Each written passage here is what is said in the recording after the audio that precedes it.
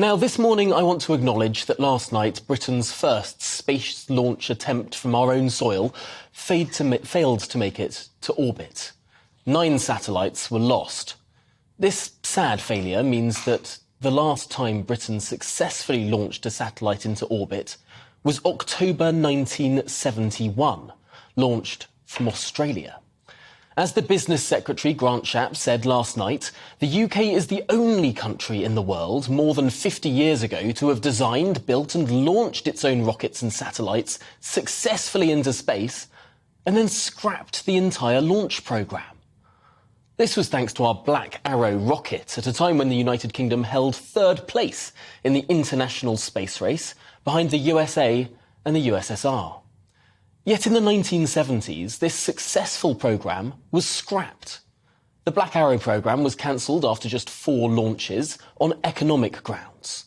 The 5th machine, which was constructed but never launched, now has its top 2 segments preserved at the Science Museum in London. The first stage of the rocket is at Farnborough Air Sciences Trust Museum.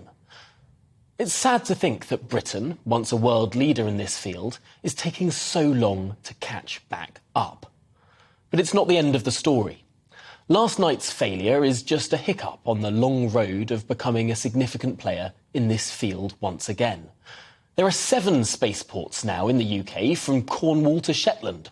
4 are for horizontal launches, as we saw last night, and 3 are for vertical launch. All of these spaceports are designed for the development of the growing private small satellite market. Remarkable machines, some of which are just the size of a shoebox and are taking up an ever larger proportion of launches. There will be more rocket launches from the UK. It's expected there will be more launches even this year. The UK will become the first part of Europe to successfully launch satellites from our own soil. And with 7 of the world's top 20 universities and genuine excitement in the sector over the UK's willingness to get back into the space launch game, our country is best placed to harness the power of the new private sector revolution in space. Experts predict that the UK may be able to command up to 1/3 of small satellite launches.